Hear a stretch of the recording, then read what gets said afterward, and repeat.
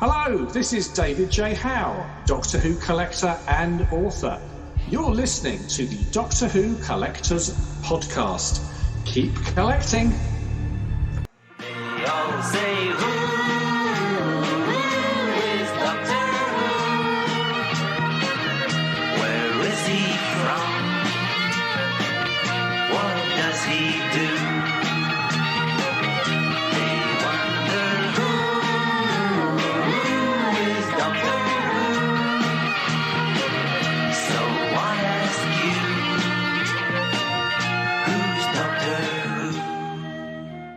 Welcome back to the Doctor Who Collectors Podcast, the podcast that explores the hardbound world of Doctor Who collecting, all the collectors, and all kinds of Doctor Who merchandise, and brought to you, of course, by Forbidden Planet and Bags Unlimited Incorporated. I am Larry Van Mersbergen, your host. I've been a Doctor Who collector now for 42 years.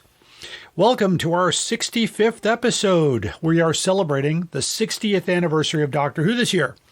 So, moving right along, and you might know the story already, but I opened up one of the first Doctor Who stores in Chicago, and in 1984, I was 15 years old, and I thought I made one of the most ridiculous suggestions to myself that I thought I would ever make.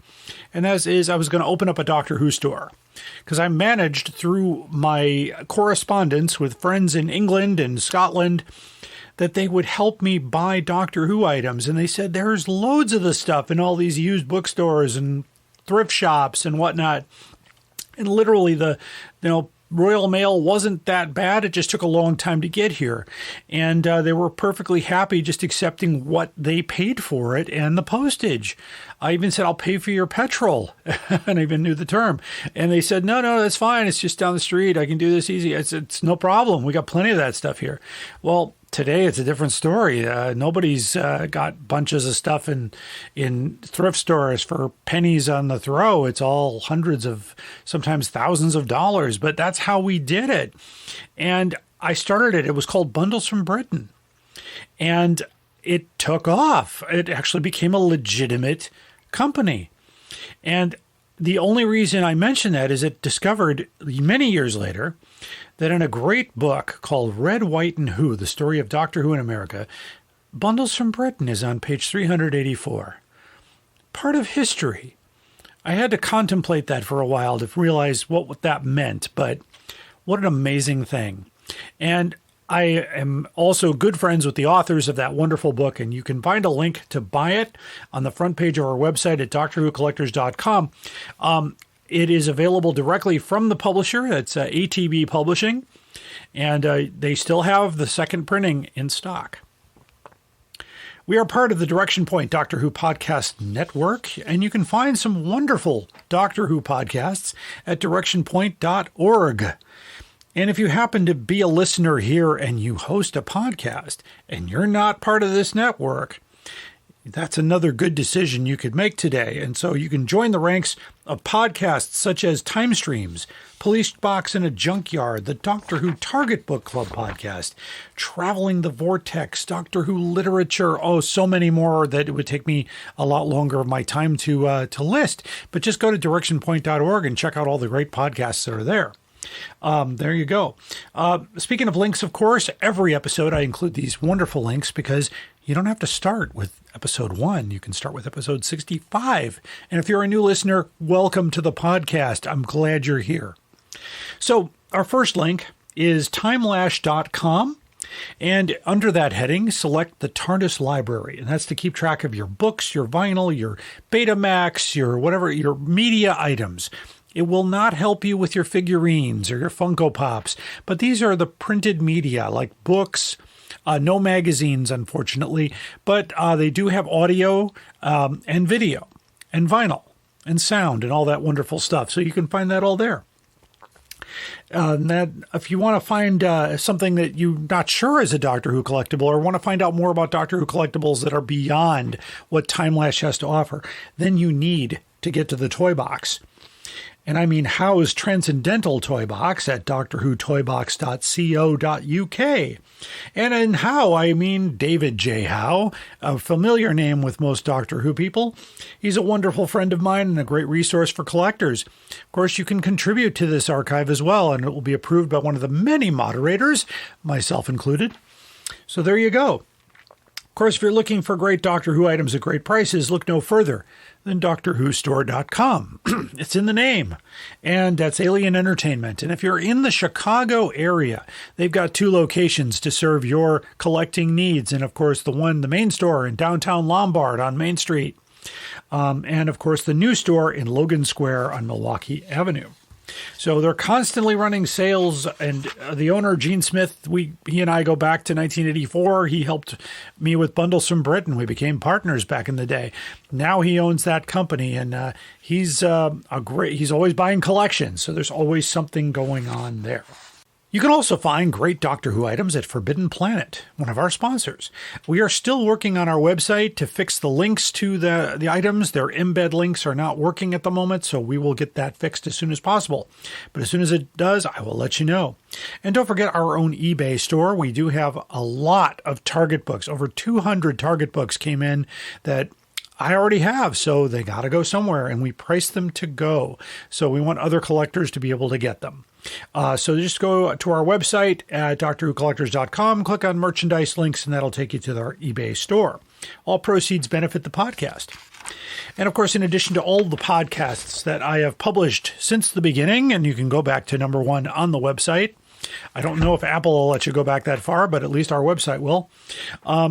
I have the complete guide to Doctor Who hardcovers. That is also there, and it's we list a lot of reprints, and we're still doing research with other authors to help them get a complete guide to what's been published in Doctor Who. Next on our list here is Chicago TARDIS 2023, set for next November Thanksgiving weekend. That'll be the 60th anniversary convention. And so for more information, go to chicagotardis.com. What's going on with me? Well, I will talk more about this in my time, but I was at Consinity 2023 last Saturday, and it was a lot of fun. And I hope to be back next year. My next event, and this is exciting, and this is something I'm very, very excited about. I am a guest at Doctoberfest 2023 in Indianapolis. I know more people now that are going to go to this event because it's not just me on the marquee here. I'm being joined on the marquee by none other than Sophie Aldred. I am joining ACE at this convention. I am super stoked. And I reached out to Sophie on Facebook, and she wrote back to me. I was very excited about that. So she's excited to be in Indianapolis as well. More information coming soon. As I get it, I will share it, of course, on our social media pages and our website. So details on those tickets are coming soon as well. I will have a dedicated room with my collection on display. So if you've always wanted to see what's in the Who room, I'm taking it on the road. And we'll have a great time. I think I might be joined by our good friend Katie Haynes, who will be in full cosplay and doing TikToks throughout the entire event just to help promote what we're doing there. I'm also confirmed now to be a guest at the Twin Cities console room in 2024, and that's still to be kind of hammered up there. I'm not sure if I'm going to be making it at Gallifrey 1 in 2024, so watch this space for possible panels there. New to the collection, I need to make a quick correction here. In the last episode, I declared that the Dalek Invasion of Earth Radio Times was the first Doctor Who cover, and I knew better that it wasn't. The first cover, of course, was February 64 for Marco Polo. That's a more difficult one to find. Mine was November 64. I'm in the same year. I want to thank my good friend Edwin Patterson for the information. I'm going to be seeing my good friend Edwin Patterson this coming weekend. He's in the United States, and I said, hey, if you're in Chicago, give me a buzz, and he did. And so I'm going to be talking to him. We might record a little bit of our conversation. You never know. And by the way, also, I want a special thanks here to my good friend Stephen Warren Hill.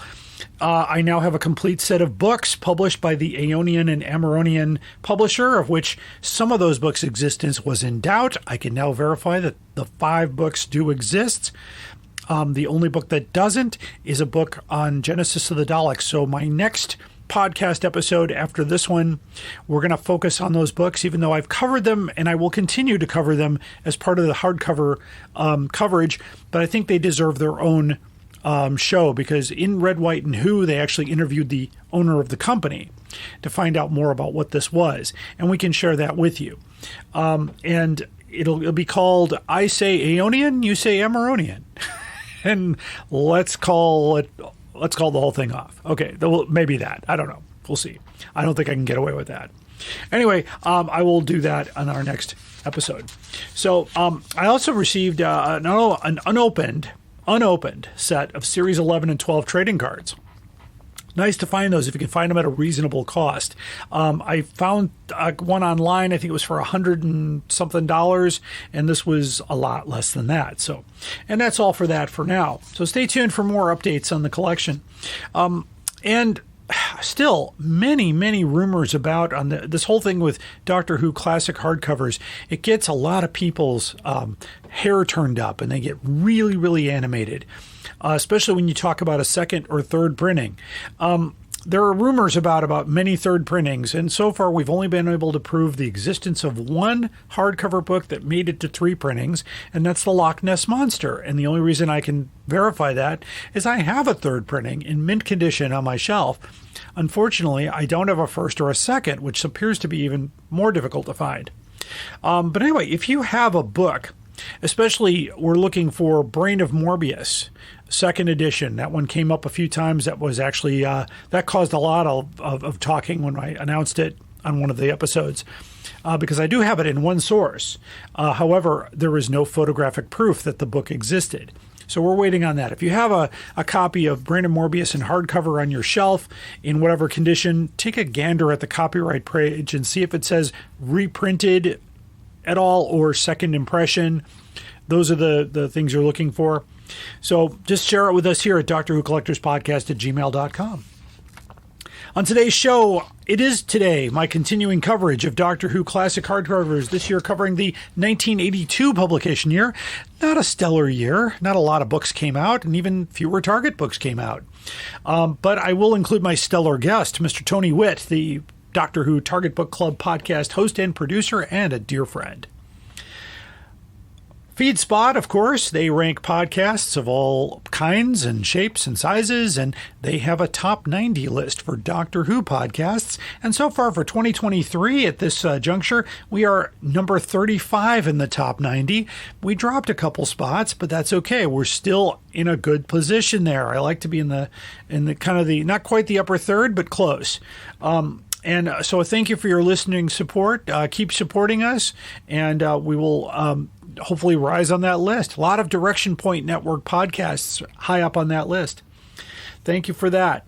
I also want to thank our patrons. If you would like to see exclusive material, including the video interviews I do, or the video of Zoom calls that we do with Tony. Even though Tony doesn't appear on it, you get to see the hardcovers. So that might be something you're into. Or the interview I did with Sadie Miller, or with Peter Purvis even. Some wonderful stuff. Just go to our Patreon page and subscribe at the $15 level. It's not a lot. In fact, subscribe for $15 and then quit the next month, or however you want to do it. To find us, go to patreon.com/Doctor Who Collectors Podcast, all one word. You can support us also at one of our primary podcast outlets, and that's Podbean, DoctorWhoCollectors.podbean.com, and you can click the Become a Patron button and support us at any level you feel comfortable. In fact, I just noted that if all of my social media followers went to Podbean and pledged $1, we would be able to pay our bills for the entire 6 months. If you stayed on for 2 months, we would have our bills covered for a year. So I'm just thinking about that. You know, that's all we do with it. I'm not here to get rich. I have a day job. I'm very happy. I want to educate you on how to collect Doctor Who and what's out there. So there you go. Our theme song, of course, is Who's Doctor Who, composed by Barry Mason and Les Reed, performed by Fraser Hines, a friend of the podcast. If you want to share this podcast with your friends, and I hope you do, we are out there, including Apple Podcasts, Pandora, iHeartRadio, Google Podcasts, and Podbean. We're pretty much everywhere except for Spotify. And of course, you can find us at directionpoint.org. That's the network where all of the podcasts live. Now it's time for my time. My time is a chance to talk about anything I want to because it's my podcast. There you go. I want to talk basically about how wonderful a time I had at Consinity. Consinity is the gathering of the geeks at Dirks Hall at the Milwaukee School of Engineering University up in Milwaukee, Wisconsin. It's organized by students, and it was great to be invited as a guest, which was very nice. I did have a table there. We had some of our Target books for sale and some other goodies. We did sell a few things, so we've got some bills paid for now, so that's good. I did a session on Doctor Who, the Doctor Who Collector Showcase, which is my new show, and it's nice to hear when somebody says, "Hey, I've never seen that before." And one of my good friends was in the audience. Mr. John Lavallee is a great guy. And he said he had never seen the White Lion books before. Those are the books that have Tom Baker on the front cover, but they're William Hartnell stories. And from what I understand, and I may do this on a separate podcast, although I don't know if it's necessary, but it was marketing. You know, they didn't want to confuse the consumer by putting a white-haired doctor on the front cover when the doctor on TV has long teeth and curls, all teeth and curls, as they say. So they put Tom Baker's picture on the cover, even though inside the book, and especially in the Zarbi, I believe there's a line that says, "And a man with great white hair stepped out of the TARDIS." So they didn't edit the books at all. Those are the same books that were the same text that was printed in the original Muller editions, and White Lion got a hold of those. That's why Doctor Who and the Daleks never got a classic hardcover. Later, and I don't think you get the Zarbi either for that matter, but you do get the Crusaders much later. So I'm not sure why that was done, but you know, we'll figure that out when we get to that point. We get to that book in the podcast, I'll let you know because I'll do the research. No, it was a great time. I also sat on a panel on what's the future of Doctor Who like, and it was our moderator, Dr. Stacy Smith, author with ATB Publishing. Wonderful, wonderful gal. Also Stephen Warren Hill, as we all know, Mike Olson, who's a staff member at Chicago TARDIS, and my good friend Rob Warnock, who's also a Doctor Who fan as well as a fellow musician. So it was really great to see that. And also my good friend Nick Seidler, who's the faculty advisor to the MSOE Consinity program. It was just really nice to be there. A lot of great people stopped at the booth. I saw a lot of amazing costumes. I, of course, wore my Dr. 5. Got a lot of compliments on that as well. And also special thanks to the Milwaukee Time Lords. That group's been around for a long time, and a wonderful group of people. They go back a long way, and they still celebrate Doctor Who, which is, you know, how I got started in all this. All those years ago, in '83, I discovered fan clubs, and I joined two. I was part of the Emissaries of the White Guardian in Skokie and the Many Companions of Doctor Who in Chicago. Emissaries disappeared, and I stayed with Many Companions, and that led to Bundles from Britain. And that's, you know, the Many Companions of Doctor Who is where I met Gene Smith. He was a member of that club. We also had award-winning author Rhonda Del Bacchio. If you don't know her, Google her. She's got some amazing books published, but she was a part of our club as well. Fan clubs are a very important part of this experience. You know, I belong to the Doctor Who Appreciation Society off and on, and then, of course, the Doctor Who Fan Club of America, too. I put in a membership for that as well. That I didn't keep up with for very long. And then, of course, they're no longer in existence as well. So there were a lot of groups out there just to do that. But it's nice that the Milwaukee Time Lords have a home with Consinity. And I think they were looking into a bigger science fiction convention. At least there was a session on that. I had to leave around 5 o'clock, so I did not get to see it. And sorry about my voice, but I'm a teacher by day job, so I've already talked all day. So I'm going to talk and do my podcast. So there we go. Sometimes if I get to do this early in the morning, I have a different voice. So there you go. Anyway, that's what's really exciting about doing these conventions, is you get to see your old friends, and you get to see many new people, many new friends sometimes. picked up a few new listeners, people picking up the flyers and, scanning the QR code or watching the slideshows. It's really nice. We've had a lot of great people on this podcast. We've had David J. Howe on the podcast. We've had Peter Purvis on the podcast. So, we are a force to be reckoned with now, which is really nice. I started this off for fun, and now I do it as a passion. So it's quite an amazing journey for me, especially with the 30th. Gosh, I'm old. Anyway, the 60th anniversary of Doctor Who. So, that's coming up too with, we got specials coming up in November, and the new Doctor coming out shortly after that. Hopefully with a Christmas episode again. I think that might be part of it. We're looking forward to new episodes being animated again, which is really exciting. So we could see some of these lost episodes come back to life with the original audio and with the animation. So that's always great too. As far as that goes, fandom it's been a lot of fun. I've been watching Doctor Who now for 48 years, and it's like one of those things, how many shows did you watch as a kid that you're still watching today? I like the $6 Million Man, when it came on, but it stopped. I enjoyed The Man from U.N.C.L.E. too, but that stopped. I'm trying to think of a few more. Battlestar Galactica was great. Well, then they rebooted it, and I didn't like the reboot. So, sorry if I offended anybody, Battlestar Galactica fans, but I didn't like the reboot. I like the original, but that stopped too. But I hardly ever watch those anymore. But I still will turn on BritBox, and I'll say, oh, Mind of Evil, or Pluto TV will have a streaming Doctor Who story. I'm like, oh, Kinda Part 4. Let's tune that in, and you can always just sit down and watch it. It's just a lot of fun. Watching Doctor Who is what brought me here to you. I didn't mean for that to rhyme, but it did. Anyway, coming up, I've got the main story and the most outrageous offer. Yes, we've got a book that reaches a limit that I don't think it should, because I found it cheaper. Usually if I can find it cheaper, it's outrageous. So there you go. We'll be right back after these few words from Direction Point Network Podcast, so stay tuned. Are you ready to travel through time with us? Then check out Traveling the Vortex, a Doctor Who podcast. For nearly 7 years and more than 500 episodes, we've traveled from one end of the vortex to the other, making different stops with different doctors, reviewing everything from TV stories to audio plays, from books to comics, and more. Sean, Keith, and Glenn take you on a journey through 50-plus years of Doctor Who episodes and spin-off materials. You can find us wherever you get your podcasts, so be sure to check us out. And now, we're a proud member of Direction Point, a Doctor Who podcast network. You're listening to the Doctor Who Collectors Podcast. Keep collecting. We are going on a journey, a very long journey, through the world of the Target novelizations in publication order.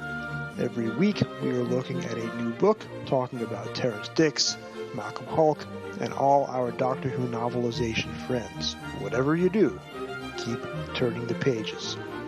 This is Jason Miller of the Doctor Who Literature Podcast, a member of the Direction Point Podcast Network, and you are listening to the Doctor Who Collectors Podcast. Keep collecting. Hi, I'm Juliet. And I'm Nathan. Experience Doctor Who from the very beginning through a classic fan's eyes. And through the eyes of a new Who fan. Reminisce and relive those classic moments with Nathan as he offers fun insight. Or experience them for the first time with Juliet as she dwells on social issues, history, fashion, and the size of a flashlight. We're the Time Streams Podcast. Find us on Spotify, Stitcher, or Apple Podcasts. You're listening to the Doctor Who Collectors Podcast. Keep collecting. Up there is the scanner, those are the doors, that is a chair with a panda on it. Sheer poetry, dear boy. And now it's time for our main story. This is a continuation of our coverage of the classic Doctor Who hardcovers that we've done now for a few episodes here and there. And we've been covering 1974 through 1981, covering the imprints of Universal Tandem, which included the labels of Alan Wingate, Longbow, and W.H. Allen. Today's show, we start in 1981, where the W.H. Allen imprint is used exclusively. Not a very robust year, as only 9 books were published, and compared only with 8 Target paperbacks published the same year. So new stories and reprints of, not exactly reprints, but reissuing of old stories in hardcover. We'll cover this one. And the only other new book that comes out this year is the Doctor Who quiz book. So again, since you can start this at any level of podcast, you don't have to start at the first one. You can start here and work your way back. Let me give you that brief history. And by the way, the brief history is going to be very important in today's episode. So if you're listening, there might be a quiz on it later. In 1975, Universal Tandem was sold by the UPD conglomerate to the British company Howard and Wyndham. Then the company was renamed Tandem Publishing before merging with the paperback imprints of Howard and Wyndham's general publishing house, W.H. Allen, to become Wyndham Publications Limited in 1976. Of course, the very next year, they phased out the Wyndham identity completely. The Tandem imprint was phased out completely in 1980, and all surviving titles from that backlist were reprinted under W.H. Allen's principal paperback imprint, Star Books. The Target imprint survives until 1993, though in the later years, it is used exclusively for Doctor Who novelizations, and in the last couple of years, the BBC has bought the Target imprint for newer Target books. The W.H. Allen imprint is used on all hardcover books until the run ends in 1988. Of course, anytime I mention the words Doctor Who and novelization in the same sentence, I am required by the threat of Ace with a bat next to me here to include our resident Doctor Who novel specialist, the host and producer of the Doctor Who Target Book Club podcast, my good friend, Tony Whitt. Welcome back, Tony. Now you know that Ace would never knock your eye stalk off. No, and I wanted to bring her in because I just found out today, and I may have posted this already, but I'm going to be a guest with her at Doctoberfest. Oh my God! Really? I was like, wait. I talked to Kevin, who's the owner at Who North America, and I said, so I get top billing, right? He goes, no, no, you don't. But no. you are still a guest, and you're going to be with Sophie Aldred. So this was even more strange, but I got a Facebook message from her and saying, hey, I heard you were going to be on this what do you do? And it's all, so I got to tell her about what I do and what I am. I said, I'm not a Doctor Who actor, so let me get that out of the way. But this is what I've done. And she goes, that is super cool. I can't wait to see all that. I'm like, that is marvelous. so kind. And so I'm thinking, wow, what and I've had great experiences with Doctor Who actors. I've also had terrible experiences with Doctor Who actors, but the most part, I mean, I'll tell you what, the nicest people that I've talked to are like most of the, all the Big Finish people are great. Peter Purvis was an absolute gem. And Sophie Aldred, of course, my friend Katie Manning, I've known her since 84. So, it's just great to know all those wonderful people. So anyway, we're into 1981 here, and they only published 9 books, which kind of tells you the writing's on the wall. We're not making a whole lot of money on this particular venture, but fandom is still going, so we'll do 9. But at the same time, only 8 Target books came out that year. Mm-hmm. And this is something of an alarm bell, because they started to kind of think, okay, where are we going with this? Of course, the paperbacks survive a little bit further into the future, up to 93, I believe. And then that's when things kind of like swirled the drain Doctor Who wise.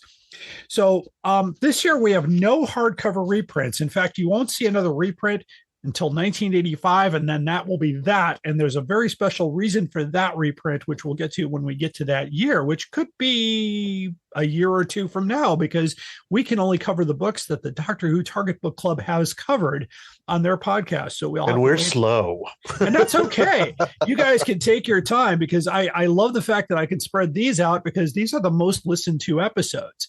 Oh, so great. I can kind of get the momentum going.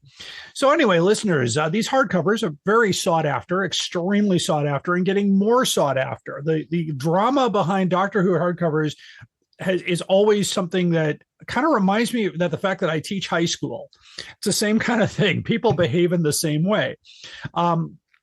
So you might have to be a paid off witness to afford these. Kind of, if that applies to you, which, by the way, you have to get your lawyer to mortgage their house and funnel it through a shell company. And, you know how that goes. Anyway, these books, of course, can be found in a couple different ways.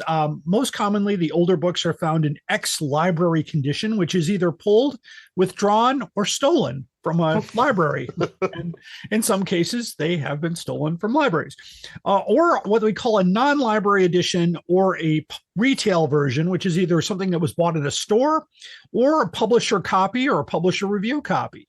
You may have, I don't know if you heard this story, Tony, but recently on my website, a person contacted me asking about value of books.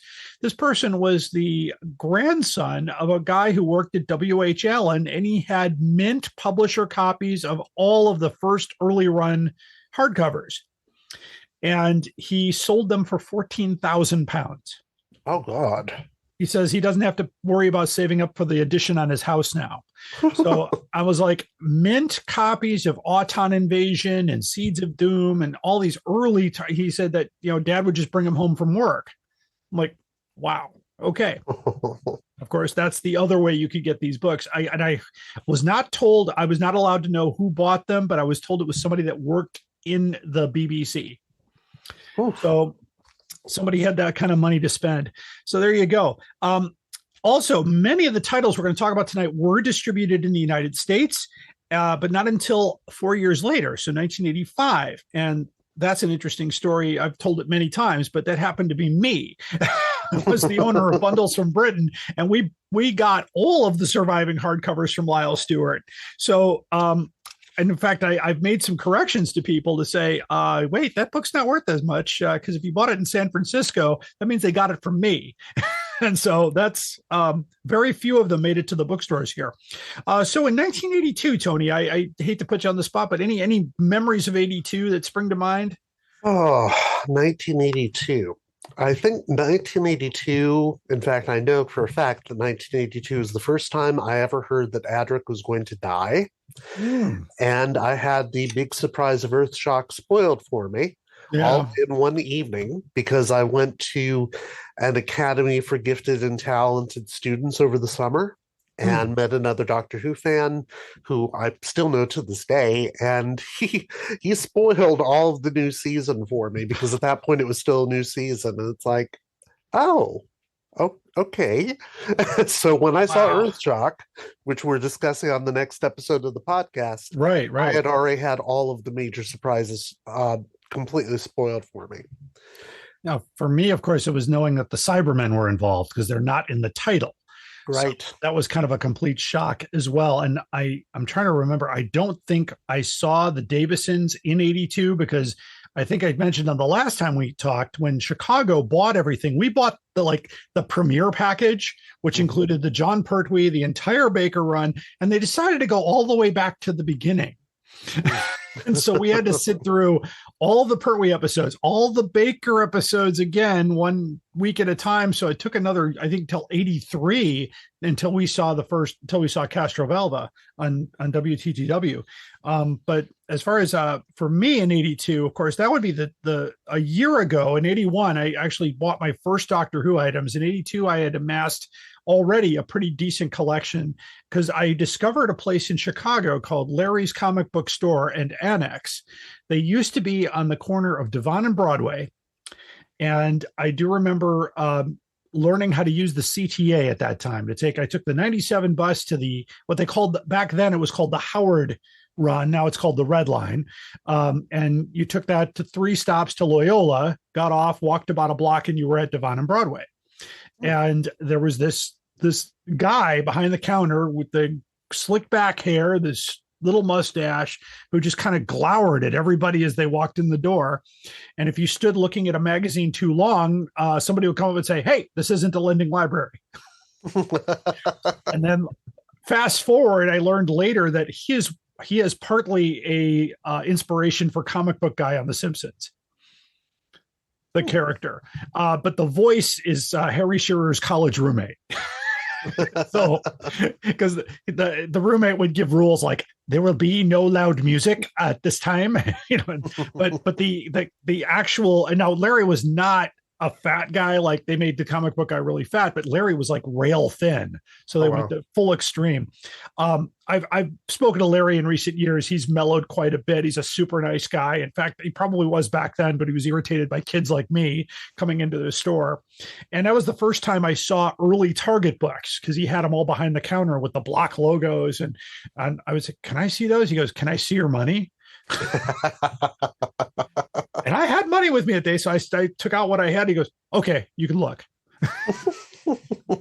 And even a funnier story, he did that to Gene Smith once. Gene wanted to buy all three of the Troughton annuals were in the display case. And he goes, I'd like to take all three of those. He goes, I don't think you can afford them.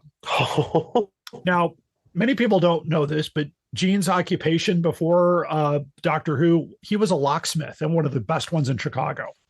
So he owned his own company. He had plenty of money. That's why he invested in Bundles from Britain. He could do it. So he pulls out his wallet and he pulls out several $100 bills. And Larry's like, okay, all right.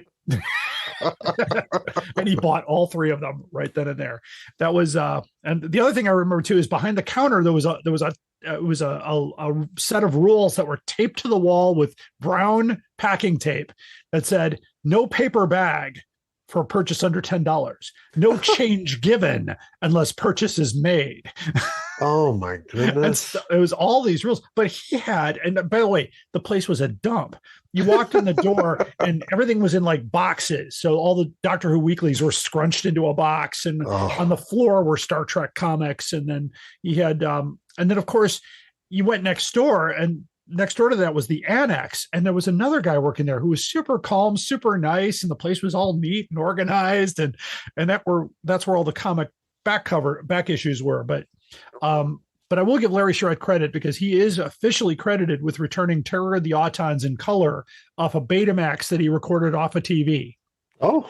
And that's how they use the print on that to make Terror of the Autons in color today. So wow. Pretty cool. Anyway, here's what's happening. Here's what happened in 1982 with Doctor Who. So in January of 1982, Chicago moves Doctor Who to Sunday nights at 11 o'clock. That's most of my memory as a child was begging my parents to stay up late on Sunday. And they said, as long as you get yourself up for school next morning, we don't care. So I never missed a day of school on a Monday anyway. So, but it was the first time they showed omnibus movies. Before that, they were doing every day from 5:30 to 6, they would do one episode. So they moved it there. In March 21st, members of the Doctor Who Fan Club of America raised funds for the KRMA PBS station. And by June of 82, the club had 1,200 members. In 3 months, it climbed to 3,000 members. I joined, I think, right around that time as well. It was the largest Doctor Who fan club organization in the world. And by February of 83, it went up to 7,500 members. And it had one of the most incredible relationships with the BBC and Lionheart.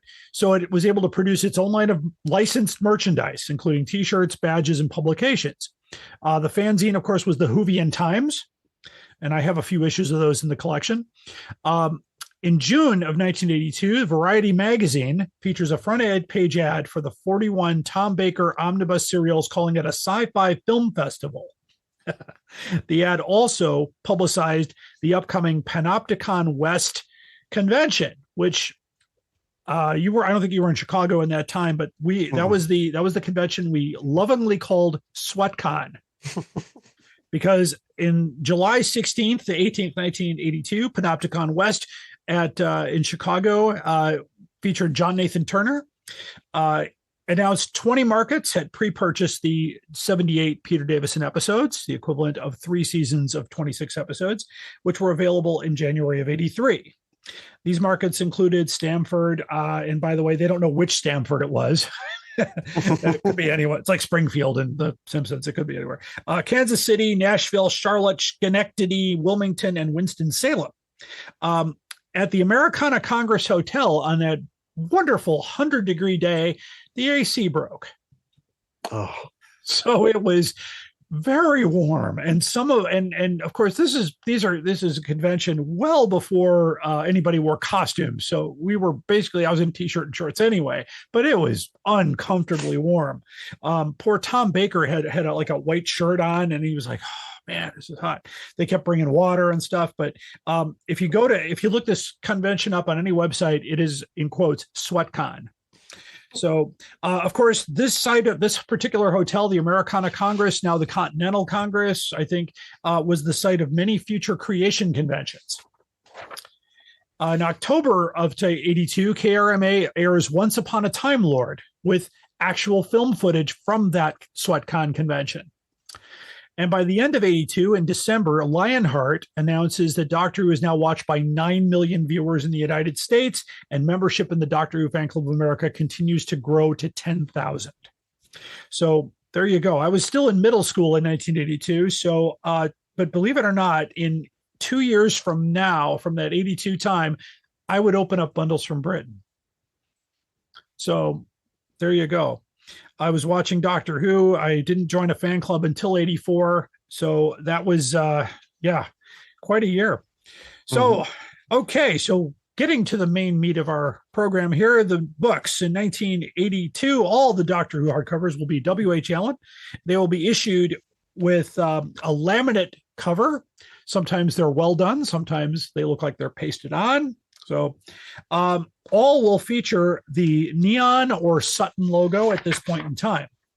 So we start in January of 1982, and the first book off the presses was Doctor Who and the Demons by Barry Letts. The cover, by the way, is by Andrew Skilleter, and it's a beautiful cover. The Azal is drawn really well here. 3,000 copies were printed, and the book had a price of £4.95. Now, if we convert that with inflation, that would be about $20.57. This book, actually not very hard to find, but for some reason, it's getting a lot of money. So the last time I looked this up, someone was offering this book for $1,100 for a copy in non-library condition. Now, this particular copy, is from the USA distribution in 1986. So this is the copy I got from Bundle. So it is still in complete mint and very tight condition. So I'm hoping that one day this will lead to retirement. Maybe. Anyway, that was, so we did. Actually, it sold at Bundles for $15 back in the day. So there you go. So what did the Target Book Club think of this novel? I know this goes back a ways for you. It does. It goes back to episode 58, and we had Jennifer Picker on for that one. Our good friend Jennifer. Yeah, absolutely. In fact, there are 3 from this group that had Jennifer Picker on. She gave it a 4.5. I think this is the first time we had her on, in fact. So she gave it a 4.5. Allison gave it a 3. In fact, Allison gives some of these novels her highest scores. So this is a bumper year, in fact. Wow. She said there were strong feelings all around for this particular book for some reason. Dalton gave it a 4.5, and I gave it a 4.25. Okay, that makes sense. You know what? Now that I think about it, it makes sense that Jennifer was on this because she has a very special relationship with the actress that played the witch. Yes, I believe so. That's, and of course, she sadly passed away not long ago. But and then, of course, there was a follow-up, I believe, that Telos Publications did. About the Return to Devil's End or something like that, and she actually starred in this little video they did at her age. So what an amazing thing. So I know that she was very close to that book, and I remember when David Howe was in Chicago last, that he and Jennifer Picker went back and forth on that. It was really wonderful. So yeah, it's a great. I like that story personally. It's one of my favorite TV stories from that era, as far as the sets and in fact, you could still visit the area and it still looks like it did back then, which is really quite something. It's actually not my favorite story, but the book was very good for some reason. Oh, and for a Barry Letts novelization, that's unusual. Unusual. Okay, so there was no book in February. For some reason, February was a bad month, so they didn't do it. So we go straight to March of 82, and we get Doctor Who and the Doomsday Weapon. By Malcolm Hulk, and this is the cover by Jeff Cummins, but it has the original illustrations inside from Chris Achilleos. I'm going to see if I could. Yeah, here we go. So it has the full page illustrations here drawn by Chris Achilleos. So they use the Target book prints. So the cover photo appears to be pasted onto purple cloth. I don't know if you can see that, but it doesn't quite match the background. And 2,500 copies were printed, which is 500 less than the previous 2 months. The reason this book did not get a previous hardcover release in 74, so I'm going to quiz everybody who was listening out there. Remember what I talked about in 1975? The company changed hands? Well, in 74, they did 2 books. They did Hot Town Invasion and Cave Monsters. Well, I found out that 2 more books were planned. Doomsday Weapon and Day of the Daleks were going to be the next 2 books with the block logo and the Achilleos cover. Well, when the management changed, all projects were put on hold. And these projects got delayed indefinitely. So that's why there were only 2 books in 74. This is information that came from a new source. And it makes sense because if you look at the Target books, you get Hot Town Invasion, Cave Monsters, Doomsday Weapon, Day of the Daleks all come in that order. So that's why we didn't get one sooner. And that's why I would have loved to have had an original Day of the Daleks hardcover with that original artwork. That would have been a great thing to get. So that's why this one got delayed until 1982. And it's really quite interesting. So that's they tabled everything. Target books apparently were not affected by the management change because that was a different division of the company. That was the WHLN division of Wyndham. So, and I kind of can relate to that because I know one thing that you and I have in common, Tony, is we both worked for publishing houses. Yes. At one point. And so I remember, and now when I look back on it, I can actually figure this out. When our company was being sold and we were told, okay, we're putting projects on hold, no travel, no overtime, no expenses at this point, just kind of hold on to the things and then we'll let you know what to do later. And we were like, oh, okay. We didn't know anything was going on. And then a week later, we were all called into a room and most of us were laid off. So it was, oh, that's why. So, and that happens, and I'm sure, that in the publishing world, it's just one of those things. So this book, by the way, was not included in USA distribution. It probably sold out. And we know, by the way, that that this is one of the best drawings of Roger Delgado I've ever seen. Mm-hmm. Jeff Cummins did a really nice job. And this book can be found in any condition for about $300. But however, if you're interested in a brand new copy, DoctorWhoStore.com has a copy on the website for $325. Well, there you go. So what did the club think of Doomsday Weapon? We were very impressed with Doomsday Weapon, as a matter of fact. That was episode 57. And JM. I'm looking at my notes and trying to remember who JM is. Oh my God. Who the hell is JM? Well, I'll figure it out. We'll figure it out later. whoever it was, they gave it a 4.75. Okay. Allison gave it a 4. Wow, that's a high score. In fact, she still remembers the name of that book to this day. Wow. So that and Colony in Space, I think, are probably her favorite Target novelizations to date.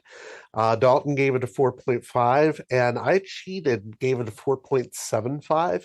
Okay. Because there was something that I didn't like about it, and I can't remember what it was, but it had to have been something very, very small. Jason Miller, that's who Jason is. Miller, yeah, of course. I love Jason Miller. Great guy. Yeah, I think that was the first time he was on the podcast too. Okay, yeah. And just for the listeners, Jason Miller hosts Doctor Who Literature. He's reviewing Target books in publication order. So a little bit of a different potato, story order, publication order, whatever floats your fancy here. We've got both under the same network too, which is even better. But actually, I actually preferred the book over the TV story myself because I pictured the alien in the glowing box a little bit differently than the puppet they used on TV. Yes. And I we know, all did. and Don Pertwee himself talked about how awful those machines were with the claw, because there was a guy inside there working it. And that guy was like, man, this thing's heavy. And they got hot. And it's like, so it's like all the stuff that, when I talked with Peter Purvis about, the fact that he said those Daleks were terrible because we have like 8 feet of studio space. They take up 3. So, yeah, I guess when you look at it from our side, it looks like you've got this big place to work, but we know it's just, 2 feet from the camera. And I learned that firsthand when I was on the Bozo show in 1975. And it's like 4 feet of tile and then camera. Right. Like, wow. Okay. Makes sense to me. So there you go. So the Doomsday Weapon. Next in April, we get, and I do not have this one in my collection, so I have to use a Target here, but this is Doctor Who and Warrior's Gate, which is the first book not to use the. It has the and, but not the, and Warrior's Gate. So, and recently at Facebook, somebody said, what's this book about in simple terms? I said, well, it's about a gate and there's some warriors in it. Yes. That's Professor, impossible to do. Here's my book report. Anyway, the book, of course, is by John Lydecker, not his real name, and the cover by the great Andrew Skilleter. I think it's one of the best paintings that, as far as that goes. That is a really nice piece of artwork. The book does feature a blue spine both on the hardcover and the paperback. Very difficult to find in hardcover since I don't have a copy and I've been searching for one for 30 years. Print numbers were not available, but we can guess that there were about 2,500 since they probably didn't veer off from the previous year. This book was obviously not included in USA distribution. Otherwise, I probably would have had one. And we know that John Lydecker is a pseudonym for Stephen Gallagher. Mm-hmm. And the book itself, and you may have reported this on your podcast as well, but I'll go ahead and say the book was delayed for a few months because it was reported that Gallagher's first submission was terrible and was turned down. And so he had to do it again. And the Target book was extremely overprinted. 50,000 copies were done. Mm-hmm. So in a marketing move, they got really, really ingenious here. They actually used in what's called the Doctor Who gift set. Oh, yes. I'm sure you've seen it. So it was easy to take overstocked books, make the slipcover easy to make, just flat print and put it together. And inside this set is Warrior's Gate, as well as Keeper of Traken, Full Circle, and Visitation. Now, this is the set I bought when it first came out. People are putting out there that, the 4 books that were included were this, and this. And I said, wait, those probably changed depending on stock. Mm-hmm. So when they put these together, and by the way, these were not shrink wrapped. They were just in the binder. The later ones were shrink wrapped, but these had, I've had people tell me, no, I've got these 4 books. No, I've got these 4 books. Well, that makes sense because they just kind of used up, okay, we ran out of Warrior's Gate, get me Sunmakers. I'll throw that in there. Just stuff like that. Bring me, Curse of Peladon. We'll throw that in there. And that's what they did. Of course, Jeff Cummins drew this artwork here on the 5 Doctors, which they used for the program guides. So pretty cool artwork there. So there we go. And by the way, Nissa. Sorry, excuse me, wrong script. Here we go. The gift set my gift set doesn't have it in the first one, but it has in the second one. So they changed books according to the stock. I know Warrior's Gate was not long ago for you. Not long ago at all. It was episode 125. We had, and I'm doing it again. Oh, Jennifer Picker again. Yes. Jennifer Picker was on. She gave it a 3.9. Dalton gave it a 4. Allison gave it a 3.5. So she was liking books all throughout this. I gave it another 4.75. I don't know what it is that keeps me from giving 5s. But yeah, if we're looking at Doctor Who and the Daleks by David Whitaker as a 5, that's your standard. Yeah, that's a pretty difficult pinnacle, so to no pun intended, to try to achieve. Sorry, but of course, Pinnacle did not publish Doctor Who and the Daleks, so we no, they did thank not. Goodness nor they didn't. Warrior's Gate. Nope, sadly, nope, they didn't do that either. Yes, a new version of Warrior's Gate has just been put out on audio. and I haven't listened to it yet, but if that's the expanded script and it's supposed to be better than the book, that's hard to believe. That would probably get a 5 from me. Yeah, I'll have to check it out, and we'll report back, of course, to our listeners about that. But yeah, it's an interesting read. I did read this one when I was younger. I believe this is a first edition Target book. Yes, it is. This is the first edition. So not much different. The second edition has a different Target logo in the corner, I believe, but that's not much there. As far as the hardback, it's exactly the same. It has the same back cover as the front cover. Good luck finding one though, because I couldn't even put a price on it since I've not seen one, and I've asked around, and nobody, very few collectors have a copy of Warriors Gate, and if they do have one, it's an ex-library copy. So that's just the breaks for that. And of course, I only have one complete year now, and that's 1981. I finally got all the books for that. But and I'm almost done with 1988. I've got like one more left to find for that one, and I'll be done with the 88 year. But there was only 5 books, so that's spoiler alert, guys. It gets worse as we go forward. Right. So we go now to let's see. We were just in April. We're in May now. May of 1982. We get Doctor Who and the Keeper of Traken by Terrence Dix, with another great cover by Andrew Skilleter with a wonderful drawing of Sarah Sutton on the front cover. 3,000 copies were done, but not included in the USA distribution. This is also one of the few times that hardcovers were printed in story order, as the previous story was Warriors Gate. So that doesn't happen very often, except for Auton Invasion and Cave Monsters were the last ones, and the Key to Time books, mostly. If you skip Pirate Planet, they're in order. For some reason, this is interesting. Between the hardcover and the Target book, and I'm going to hold this up so my guests can see that, they use different fonts for the title and author. Oh, that's an odd font. I've never seen that font on a Doctor book before. And I believe Paul Smith's book identifies the font, but I found that to be information that we probably don't need. So, but it was interesting to see the difference between the two. And for some reason, it's just weird. A copy of the 1984 Target book printing is also included in the second Doctor Who gift set. Another plug for that. And so that's the Keeper of Traken is right above Warriors Gate. So there we go. Interesting too about the cover is that it's the only cover to feature Nyssa, because the story pretty much rotates around her.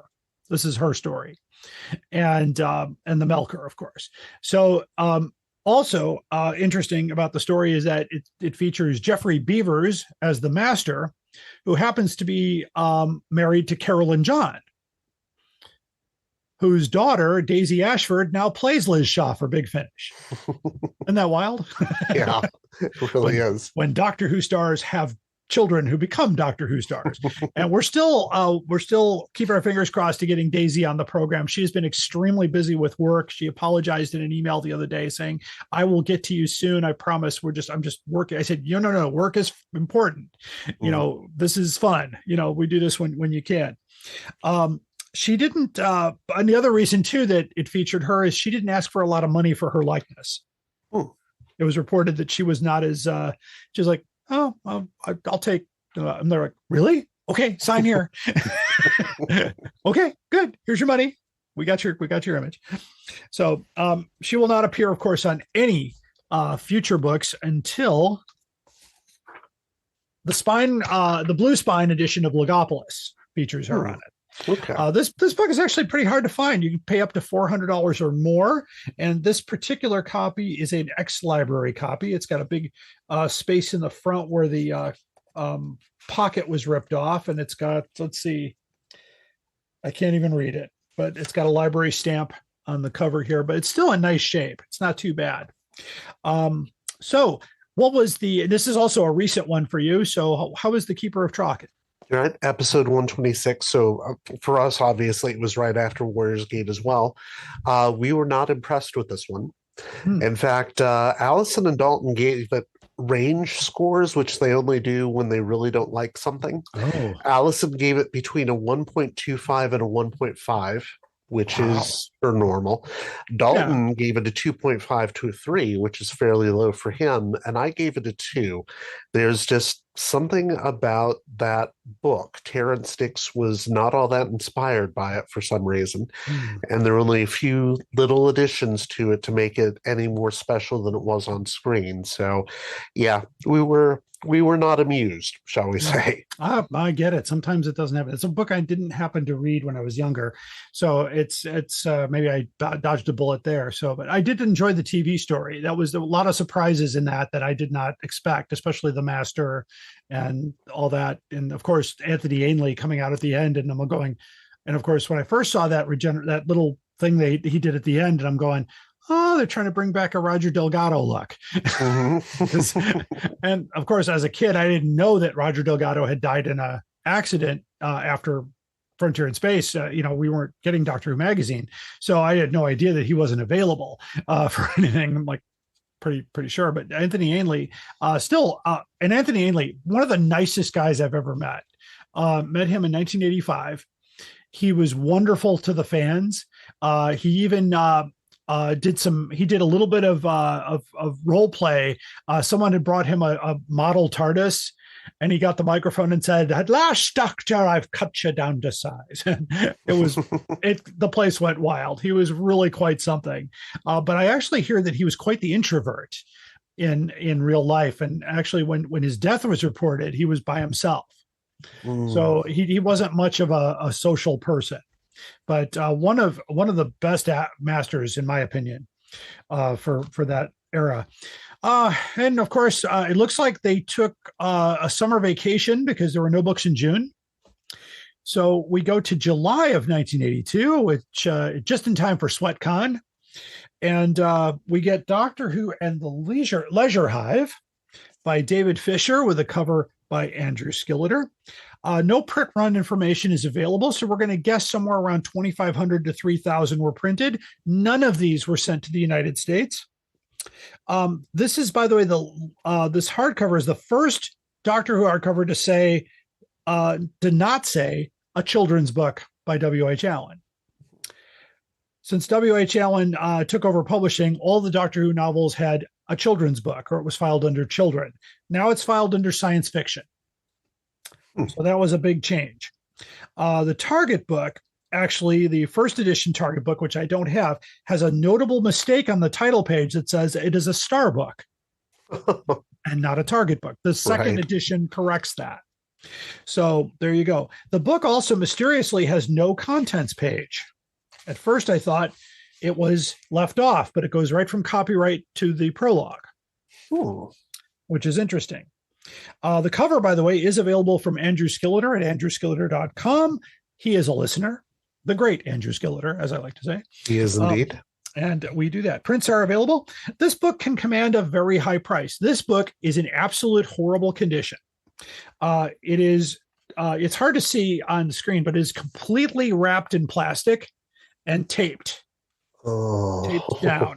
So when I thought I could remove it, I said, that's going to be some major surgery. So one day when I get the steamer out, I might try it, but if it starts to go bad, I'm going to leave it the way it is. The thing is, they actually laminated over the price tag on the bottom. $13.50 Lyle Stewart, which is interesting. No, excuse me, 13. Yeah, this is $13.50, but not Lyle Stewart's name tag. They laminated right over it. The library is from, can I read that? Nope, can't read it. So, but yeah, so save your hate mail because you won't be able to find them. Exactly. So there you go. There is also a rumor that the first edition Target was included in the Target book set, but mine does not include this book. So like I said before, they use different books depending on stock. Some sources listed. So, of course, the contents of these, like I said, the contents of the gift sets change with inventory. So there you go. Leisure Hive was not one of my favorite stories, and I know it wasn't one of Tom Baker's favorite stories either. So how did the Target book like this one? We loved that one. That was episode 121, and we had Jennifer Picker back on. It's a Jennifer Picker show. Yep. We gave it a 3. She gave it a 3.4 to 3.5. Allison gave it a 3. So again, that was a winner for Allison. Belton gave it a 3.5, and I gave it a 4. I would say that is probably one of David Fisher's best books, if not the best David Fisher books, even though Stones of Blood comes awfully close. Okay. And I mean his version and not the Terrence Dixon. Right, the newer version, yeah. Mm-hmm. Okay, yeah, that's great. I mean, I just know that when I watched the story, there was, and Tom Baker did a little bit of commentary on it later in life, where he said that he absolutely hated the makeup process more in Leisure Hive than he did for Megloss. Right. And just to do that whole thing, but it was not a story I've rewatched. So that's that. But I'm glad to have a copy of the hardcover though, because that was I did get it for a pretty good price, even though it's pretty beaten up. And unfortunately, I talking about beaten up, I saw somebody was selling a copy of an Unearthly Child hardcover. It looked like it had been run over by a truck, and they wanted $600 for it. Oh, for God's sake! And I was like, I know I haven't seen very many for sale, but I'm not willing to. If it's been in the mud, I'm not touching it. So not going to happen. We go to August, and we get a number of firsts in August. So the first things first is it's Doctor Who and the Visitation by Eric Sayward. But we have no artist to credit because we have a photo cover of Peter Davison. And this is because Peter Davison rejected every single art idea, including prints, by the way, by Jeff Cummins, David McAllister, and Andrew Skilleter. Now, David McAllister's was the top one that the publishers liked. And you can actually see that cover in a copy of a book called Time Frame by David J. Howe. It's a book I don't have on my shelf. Otherwise, I would show it here. And the notion that Davison was hard to draw, I've seen Chris Achilleos draw Peter Davison. It's pretty good. I've seen Andrew Skilleter draw it. It's pretty good. So, but I heard he was extremely picky about how he looked. Mm-hmm. So at the time he was pretty vain. I think today, and even so, he made a comment a few years ago at Chicago TARDIS when he walked into the elevator and he was like, "God damn it, there are mirrors everywhere. I can see the back of my head." But I wonder. You're an actor. You're concerned about how you look, and that's how that goes. No print run information, so we can guess that it was about 2,500 to 3,000 copies, and no copies of this book were sent to the United States. So this is Peter Davison's first novel to be published in hardcover and paperback. Now, going forward, Alistair Pearson will actually do the cover for the Blue Spine edition. And stay tuned, everybody. I've been getting tons of emails. When are you going to talk about the Blue Spines? Blue Spines are smiling at me. I'm going to do one on Blue Spines this year. I promised everybody. I said I will get them. I've almost got a full set of Blue Spines myself, but I will talk about the Blue Spines and what's so special about them and why they stopped. And they stop abruptly, and there's no explanation, but there is an explanation. So there's a little bit of information about them in the Target book by David J. Howe, but I will go in depth on those very soon. So, and also this is another first and a last. This is the last book to include the and the Doctor Who and the Visitation. That'll be the last time you get that. After that, it's going to be Doctor Who dash the story all the way through. They don't even bring back the and. So Warrior's Gate didn't have the. This is the and the. So there you go. Unfortunately, it doesn't apply to Sunmakers at the end of the year because they didn't get the memo. So it's Doctor Who and the Sunmakers. So, oh well, yeah, you can't win them all. The other interesting thing I want to point out too, the difference between the hardcover, you notice that the hardcover doesn't have the little banner in the corner that the paperback has that says the first television story for Peter Davison. So they decided not to do that, but the back cover is exactly the same. Has the same blurb. And there we go. Expect to pay about $200 for this book. This is a this is a non-library version. Lucky me. Ooh. So there you go. I don't remember when I got it. I've had it a long time. So I if I have a sticker on the back, I do not. So I try to put the information on the back so I know when I got it, how much I paid for it, but I don't remember. And by the way, this is one of the reasons why this podcast was delayed a little while. The Target Book Club has just done this one. Because we're slow. Because they're slow. But we're going to this is fresh off the press. So how did the Target Book Club, and I did listen to this, so I know the answer, but go ahead, Tony. Well, episode 131, which as of this recording is the latest released episode. Yes, current and latest. When this one comes out, it'll not be. Right. We had Jim Sangster on for the very first time. Yes. Yeah, I enjoyed him. And it was a great time, and he'll be on again for Earthshock. Oh, that's right. Yes. That's something we're looking forward to. But Allison wasn't on for that one. She will be on for Earthshock because I told her she had to be. But all three of us, Jim Sangster, myself, and Dalton, all gave it a 3.5. We were all, well, here's the thing. It's Eric Sayward's first book. Yes. So there's certain things he does really well, and there are other things that he doesn't do quite as well as he could have. So it all balances out in the wash. Okay. And as we all know from reading Eric Sayward's later books, he's going to get worse and worse at it as time goes on. Yeah. But yeah, 3.5 this time. Now, this story had a unique moniker back when I was a kid. In Doctor Who magazine, they had proclaimed The Visitation to be the greatest Doctor Who story ever written. So we were excited to watch it. And I kind of said, it was pretty good.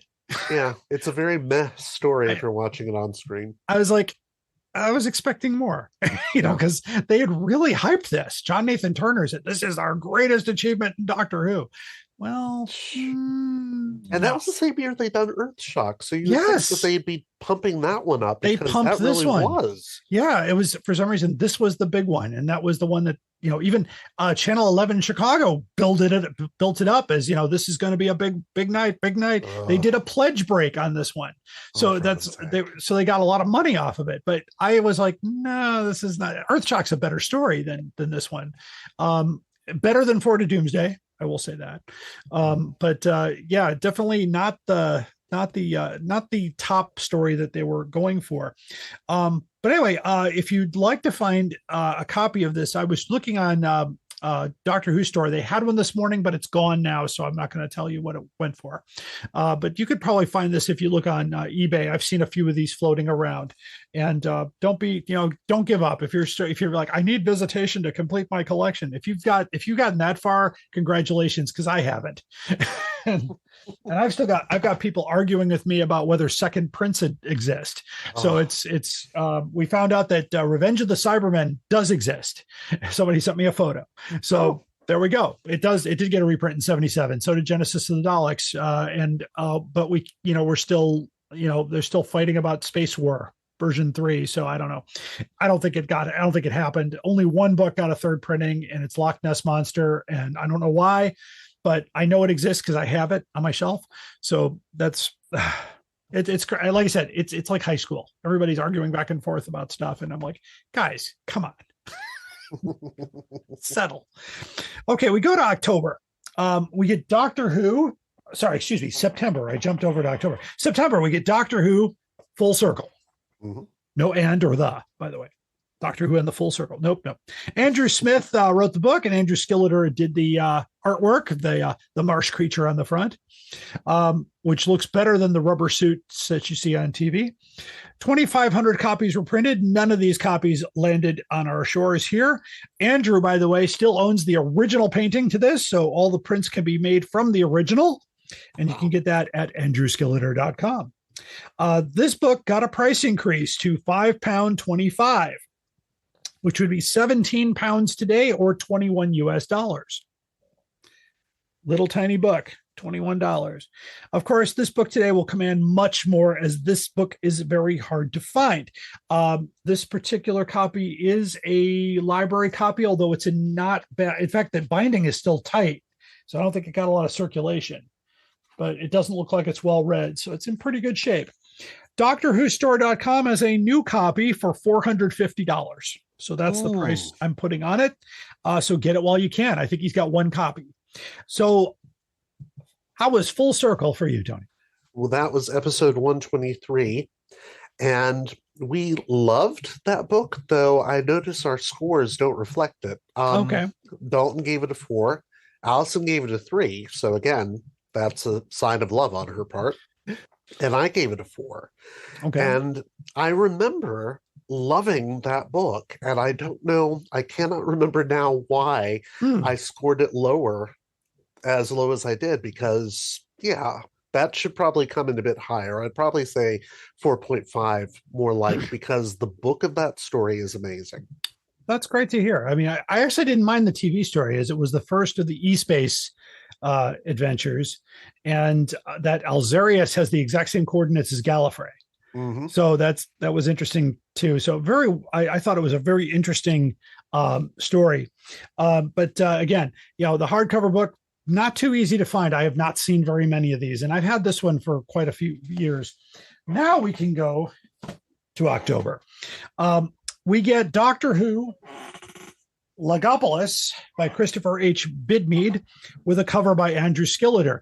And the cover, by the way, kind of reminded me a little bit back to the Doomsday Weapon, those masters side by side. And they don't have anything to do with each other, but I thought, what an amazing thing to have in the same year. 2,500 copies were done, but not included in U.S. distribution. This is a mint copy from 1986, and I'm really glad to have it. So the fact that it had fewer copies run than Full Circle, so it might not have sold. The other thing too is that this book, like some of the previous book, Leisure Hive, no contents page. Goes straight from the copyright page to the story. So we weren't sure why those were left out. Now I've double checked; it's not ripped out. All the sources say it has no contents page. So there you go. One of the best covers of Anthony Ainley. And again, Anthony Ainley did not ask for a lot for his likeness. In fact, he loved the portrait. And he has, I believe, the last time I checked, according to Andrew Skilleter, he actually gave an original painting to Anthony Ainley. We don't know what happened to it after that. So it went to his heirs or wherever, auction or whatever. I don't know if he had any heirs. I have no idea. But the 1983 Target edition of this book was included in the 4th Doctor Who gift set that I don't have. That's a hard one to find. But again, all these, they printed almost 50,000 copies of these Target books in 82. Maybe that's why they only did 8 stories. They didn't sell very well. And they had a bunch of books. And of course, they didn't send any of the hardcovers to the United States, which means they probably sold out of the hardcovers, but did not have enough to distribute. According to a few people I talked to, they did not ever see this book in a U.S. bookstore. I have seen a couple for sale, Abe Books or eBay. You can pay about $150 on up for this book. It's not that sought after as far as that goes. So again, this is another recent story for the Target Book Club. And what did you guys think of Logopolis? This would be episode 127. We had J.G. McQuarrie, who is the co-host of Talking Who to You, which is now ended, and he's the co-host of the new podcast Talking Trek to You. I believe this is his favorite book, which is why he requested to be on the show for it. We also had him on for Castrovalva. He gave this a 5. Okay. Dalton gave it a 3.5. Allison gave it a 3, surprising us all again.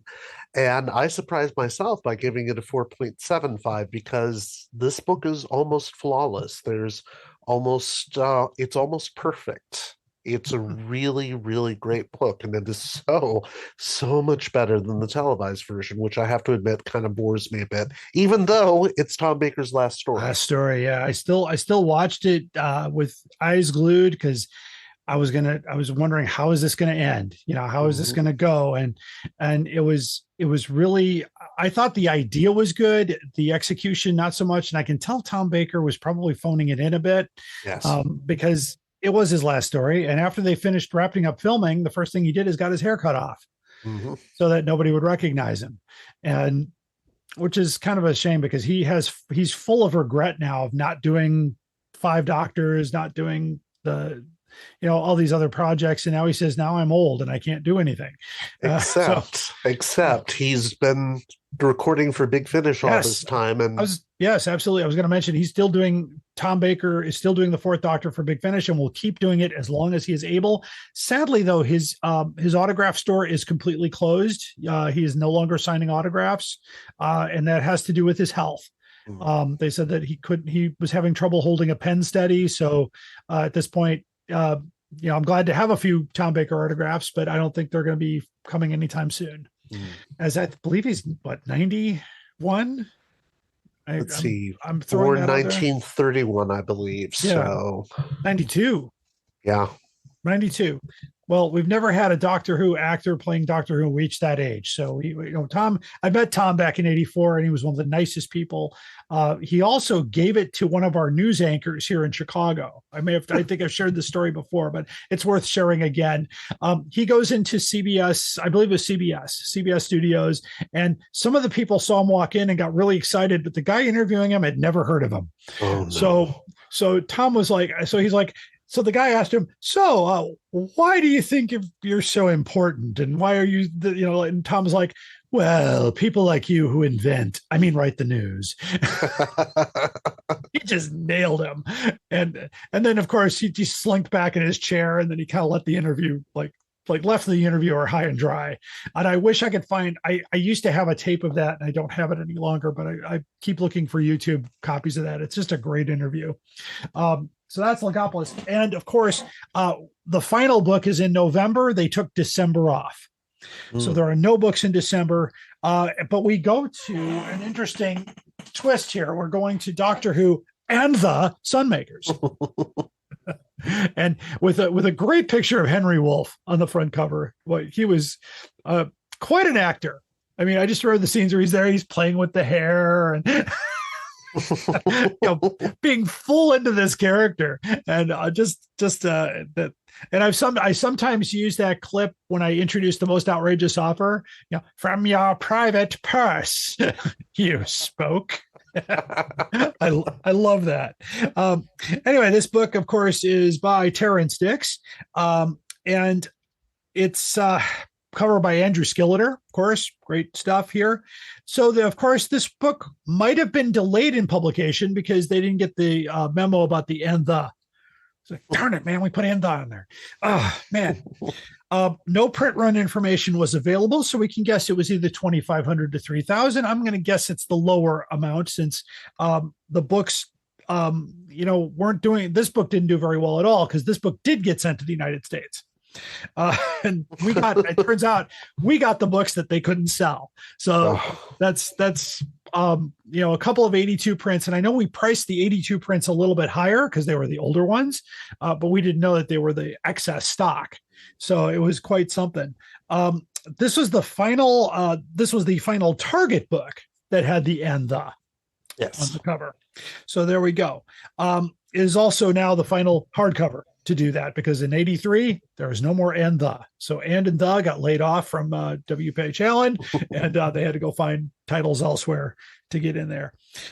This is also, by the way, interesting note that it's the only Tom Baker story not to use the same logo on the book that covered the story. Most of the early Tom Baker stories were done during the Lodge years, the Lodge logo. Logopolis, of course, uses the Sutton logo, but they had exclusively turned over to the Sutton logo for all publications. So this was the first Tom Baker story not to have that logo. It was just somebody that pointed that out to me. This book is basically, they said the Lodge logo was used when Sunmakers aired, which is true. It was one of the final stories up to Invasion of Time, and then there was another season, and then another season, and then we get the new logo. This book is not very hard to find. You can find it about $150 in non-library or library condition. This is a non-library condition, still pretty tight. And it has basically, I think it still has the scratched off price tag on the back. So there we go, £5.25 on this one. So how was the Sunmakers for you guys? That was episode 99. And Jenny Ingersoll was on for that one. Oh, yeah. And she gave it a 5 because she couldn't imagine a Target book getting better than that one. Okay. But then she doesn't read as many as we do. Yes, we do, right? But we also liked it because Dalton gave it a 4 and I gave it a 4. It is Terrence Dicks having, I wouldn't say a last hurrah because some of his later books are okay, but it really is an amazing book.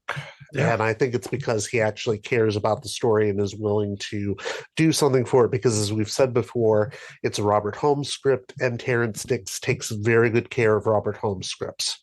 Oh, yes, absolutely. And I still love the little nuance in the story, like all the numbers and things that have to do with tax pages or tax codes in England. And the whole story is economic warfare, which at the time the economy in England was not doing very well.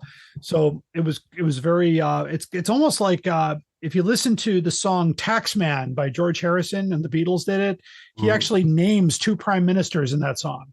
Yeah. Mr. Wilson, Mr. Heath, because George got inspired because he got his tax bill and realized that the luxury tax kicked in. And he's like, they're taking all my money.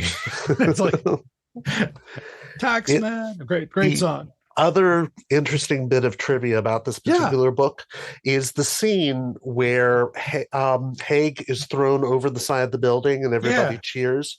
Terrence Dicks specifically hated that scene. Oh.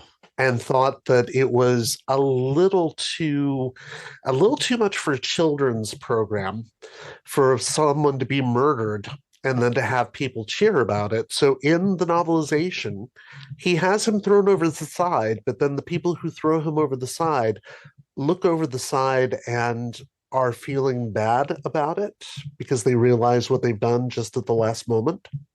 Okay. So it's one of the few times that Terrence Dicks changes anything to fit his conception of what Doctor Who should be, as opposed to basically rattling off the script exactly as it was on screen. I still think that is one of the best scenes because that actor was over the top for the entire production. And then he was over the top at the end. Like, put me down. How dare you hand me like this? What are you doing?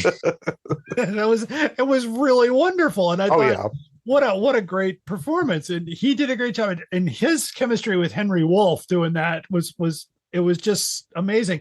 Also, another quick trivia thing too, that Blake 7 actor Michael Keating was in there. Villa in Blake 7. He was also in Doctor Who, and so he meets the and I don't know if he was in I, Claudius, then he meets the trifecta according to John Hodgman. So by the way, that's the iPodius podcast, and you should, if you're a fan of, if you don't ever want to watch I, Claudius, don't, just get the podcast, and they do so it's of course Brian Blessed of course is in it, and of course I'm in it because he's loud and all that. Even Colin Baker said that there wasn't enough room for him and Brian Blessed in the same room when they were acting together. But that takes care of the 1982 hardcover books. Now 9 books. It went by a lot quicker. So I figured out, if you want to own a set of 1982 books, good luck, because I don't. The Warrior's Gate, very hard to find, but I made an estimate based on actual prices and my guesses, and you could pay probably about $3,575 for that year. Which is more expensive than last year, by the way. I'm missing just the one, but my advice to all collectors is, if you find an auction, make an offer, make it reasonable. Don't be crazy. People are, they're trying to get something for it, and if you go too low, they're just going to ignore you. Always negotiate when possible. I usually try, when I make an offer, I'll usually say, hi, I host the Doctor Who Collectors podcast. Here's my research. Here's where I think it should be, and I'm going to meet you here. 9 times out of 10, they get accepted because they read my argument. A lot of times they go, nope, sorry, don't care. And that's fine. And then that way it's like the Kenny Rogers song, Know When to Walk Away. That's definitely it. Because I've walked away from auctions before. It's like, nope, sorry, too rich for me. You can find these books at Abe's Used Books at abebooks.com, but they are going to be priced a little higher. eBay, if you set your search engine to Doctor Who in quotes and then put W.H. Allen or Wingate after that and use it as a saved search, you'll get a daily email update on those books that are listed brand new. And I get those every day for research and also what I'm looking for. Beware of price gouging online. Watch the Facebook groups too. Every once in a while in the Target Book group or the Doctor Who collecting groups, you can find some very reliable sellers such as Dale Santos and David Russell, all great folks. David Russell's from Scotland, Dale's from California. You can also find a lot of hardcover books at DoctorWhoStore.com. Gene bought another collection the other day. Which is interesting because his wife told him to stop buying collections.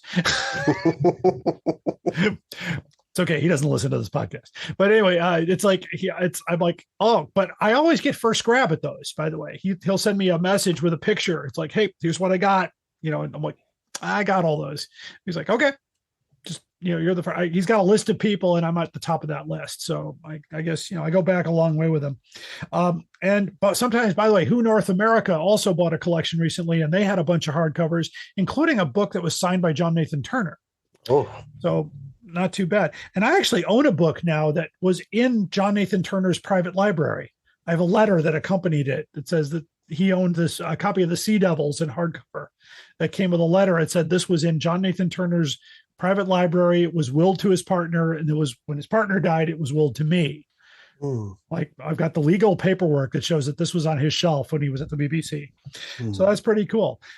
My special thanks, of course, is to my wonderful guest and my good friend, Tony Whitt, the host and producer of the Doctor Who Target Book Club podcast, which you can find on SoundCloud and most podcast providers. So, Tony, what's coming up next for the podcast? We are going to be releasing Black Orchid next, and we had Jason Miller on that one. It ended up being a very interesting discussion because that book is surprisingly very interesting. And then we will have all four of us, Jim Sangster, myself, Dalton, and Allison, on Earthshock quite soon. And here's the fun part. Allison and Dalton don't know what happens to Adric. Oh! Well, Dalton has had it ruined for him that the Cybermen are in it. Okay. Well, but apart from that, here. yes, they don't know what happens. Oh dear. And of course, just a note about Black Orchid. That's a hardcover that comes out next year. It is one of the most pricey hardcovers to find. Well, I'll bet. 500 or more for that cover because it's a beautiful cover. Also, one of my favorite stories because of that cricket match. That is one of the best things to watch. We have things to say about the cricket match. Oh, I'm sure. But if you watch that cricket match and then go back to All Creatures Great and Small and watch that cricket match, you'll find a lot of similarities because they were both produced by John Nathan Turner. Is that why? Yeah. Maybe not. I don't know. Sometimes it's like, okay, well, I just enjoy cricket. That's just a wonderful sport. Anyway, our future episodes will, of course, continue our classic hardcover adventure for 1983, but we got to give the Target Book Club a little chance to catch up. So you'll catch that episode probably closer to Chicago TARDIS time in November. And we will look at those hardcovers, which, by the way, of a lot of the 83 ones were included in the USA distribution plan. Follow us on Instagram at Doctor Who Collectors to see full cover art of all the books we talked about today. If you'd like to watch this episode, you can find it on Patreon, and that's with a $15 or above subscription. You can watch the video here. You can see myself and Tony's beautiful daughter up there on the screen. Wonderful stuff. Thank you. If you happen to have any photos or proof of life of any second editions that we have no idea exist, please send those to Doctor Who Collectors Podcast at gmail.com with a hardcover photo in the subject line so it doesn't go to my spam box. In fact, if you have any questions at all or you want to see something here that we haven't talked about, or if you have additional information, or that I'm a dirty liar and I've got better information, go for it. This is America. We can do that here. And again, thanks for being here, Tony. Yes, thank you for having me. Stay tuned for the most outrageous offer. The vervoids are probably the best dirty joke in Doctor Who. They're hermaphroditic plants. A lot of plants are. So there you go. It's based on science. No, they'll ship anything. There are probably 11 and handle shippers out there. You just have to drill a hole where his mouth is, and you're all set. You know he needs the room. I've seen it in pictures. I'm not saying you're not a fan. I'm saying you don't know what the you're talking about. Doctor Who gives a drunken Doctor Who podcast for the end times. You are invited on an adventure across all of time and space, in a completely random order. It's the Police Box in the Junkyard podcast. Jump in the TARDIS with your hosts, Eric Gulbranson, Asad Kheshki, and Matthew Kressel. Explore Doctor Who TV stories, audio adventures, and books, both novels and non-fiction. The Police Box in the Junkyard podcast. It's the entire Whoniverse on shuffle. The Police Box in the Junkyard podcast is a member of the Direction Point Network and is available about once a month wherever you find your podcasts. You are listening to the Doctor Who Collectors podcast. Keep collecting. Hi, I'm Rupert Booth. I am known as Paul Ferry. And my name is Barry Williams.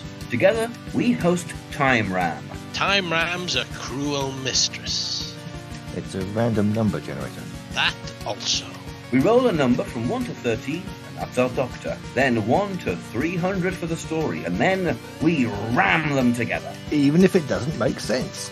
Cruel, I tell you. Time Ram, putting the wrong Doctors in the wrong stories, so you don't have to. You're listening to the Doctor Who Collectors Podcast. Hello, fellow time travelers, and welcome to the Doctor Who Target Book Club podcast, the only podcast to discuss, in story order, all the Doctor Who novelizations. My name is Tony Whitt, and every 2 weeks or so, I'm joined by a 2 to 3 person discussion panel, including our so-called expert who's been a Who fan since 1979. That would be me. We also get the views of intermediate, casual, and novice fans who either have never seen the show or who have never read these books until these podcasts, including Dalton Hughes and Alison Fitz-Seyfried. You can find us on iTunes, Stitcher, or wherever you find good podcasts, or even ones like ours. You're listening to the Doctor Who Collectors Podcast on the Direction Point Podcast Network. Keep collecting. All my travellings throughout the universe, I have battled against evil, against power-mad conspirators. I should have stayed here. The oldest civilization. Decadent, degenerate, and rotten to the core. Power-mad conspirators, Daleks, Sontarans, Cybermen. They're still in the nursery compared to us. 10 million years of absolute power. That's what it takes to be really corrupt. And now it's time for the most outrageous offer. The most outrageous offer is a Doctor Who item, any Doctor Who item or Doctor Who related item that is priced way above where it should be and way above where you can actually get it for a lot less.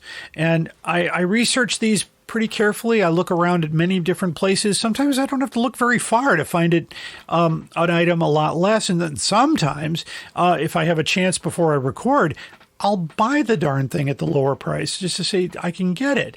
And oftentimes when I've stopped writing to sellers because they don't answer back and they don't do anything. So there's no point in wasting my energy there. Today we have a book here published by Big Finish Productions in 2004. They didn't do a lot of books, but this was called Doctor Who Short Trips Monsters. And it's by Ian Farrington, published by Big Finish.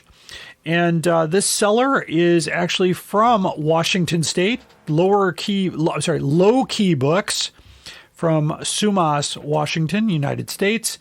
Online seller since 2018 with a 5-star seller rating. This was on abebooks.com. And it says here that the hardcover is in good condition. And of course, there's no jacket. It's a laminated cover, so there wouldn't need to be one. Anyway, they're asking free shipping within the United States, but they're asking for $1,463.62. Now, the problem I have here, of course, anytime I see 62 cents on the end of a price, that's not a price that was figured out logically, because I would have said, okay, $14.63, period. $1,000. There you go. I don't like messing with change, and there's no tax, so there's nothing to really do there. But I also check to see, does it translate into British pounds? Nope. When I did that, it still left change. So I'm not sure why they did that. Not totally convinced that that's a good price, because I did find it in two other places that we all know and love.